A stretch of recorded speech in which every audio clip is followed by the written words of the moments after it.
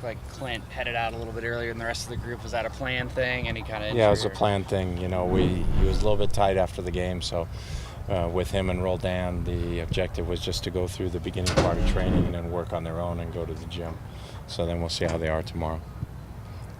All had at least to me, unfamiliar structure of some sort next to the field. Was that what was that? What do you mean? Tall tower. Yeah, we finally were able to hire a video analyst who was able to come on board, and so one of the objectives that we had is we wanted to start filming practices on a consistent basis. So this is the start of that. So it's just a good thing for us to look at, and afterwards, sometimes even to use to some of the players. A couple of years ago, I think I'm recalling that somebody looked like they pitched drone coverage of practices for you guys. Did that not work out? We were thinking about that. We were thinking about that as an alternative. Do we do it with drone? Do we do it using, I think it's called I don't know what's called, a HiPod or whatever.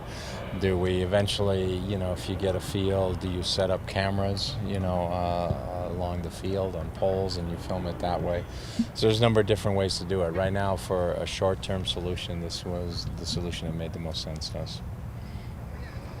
Do you think this nice warm weather is helping you guys get ready for Colorado? It's supposed to be kind of warm there. Yeah, it's going to be warm there as well, so I think hopefully we'll be more used to the heat than they are. Weather's been really, really good, and it's given us a good chance to train in this weather, which I think is helpful too, just from a standpoint of fitness and people's muscles and all that good stuff. Looks like Papa might have gotten a bit of a knock, but what had you been seeing out of him? It looks like he hit the ground running pretty well over there. Yeah, I did all right. I felt it was going to be a good situation for Marco. He and I had talked before the trade was completed. I had talked to Pablo as well, Mastriani, and I knew it was going to be a situation where he would be able to play with a pretty free role in their team because they weren't going to return Vicente Sanchez. And, as I told Marco, I thought that would be a good situation for him, a comfortable situation. So he was able to get a hold of that, scored a great volley goal early on and, had some good assists. So. A lot of attention was paid to Obafemi's departure, but was it maybe underappreciated just how much production you guys had to replace given Marco and Lamar and even Chad Barrett also leaving in the same offseason? Well, yeah, obviously those are a lot of goals, and, you got to give the young guys a chance to develop and grow. It's not going to be, immediate sometimes. You look at, DeAndre Yedlin did really well for us, but he's a better defender now than he was when he was here. Why? Because he's had another 2 years of practice. Oleg's has caused some danger. He'll keep working. Morris finally got his goal. So he'll keep working. All those guys have had good moments. Roldan's done well, but he's still 20 years old. But you got to allow young players. You got to give them some time and give them some encouragement. Not everybody starts off like the guy from Man United, Rashford, and scores a ton of goals. Yeah, speaking of younger players, Jovan Jones hasn't got to start in a couple of weeks. How have you seen him during practice?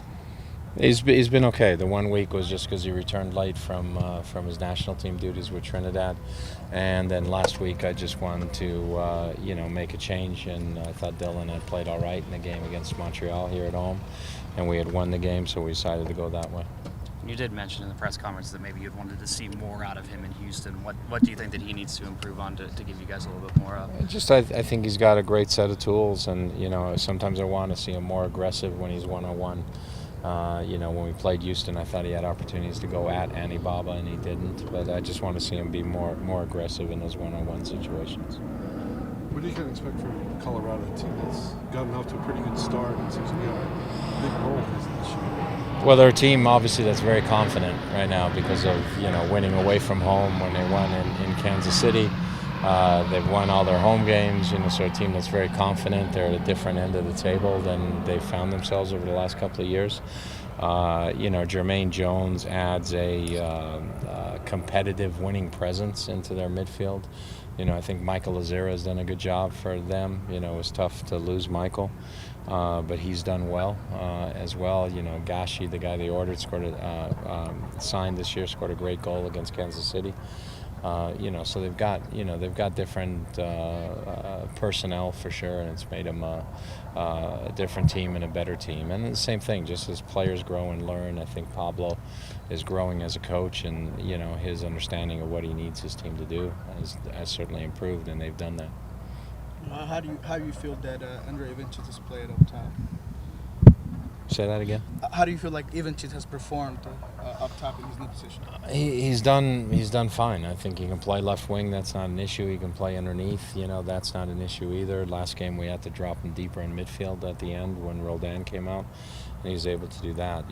Certainly a set piece service is something that helps us. Scoring goals on set pieces is an important part of the team. I know sometimes we feel like, we haven't scored from the run of play, or that's the thing, but you got to score set piece goals, because sometimes that makes a difference when things are tight. And had a good assist to Jordan, so he's doing what we need him to do. I apologize if this was already asked, but any changes or differences in Jordan now that he has scored? No, it's the changes you'll see are in the next game. Just his confidence level and so forth. Today was the first real day of practice, so he's always practiced hard and practiced well. So there's no changes there.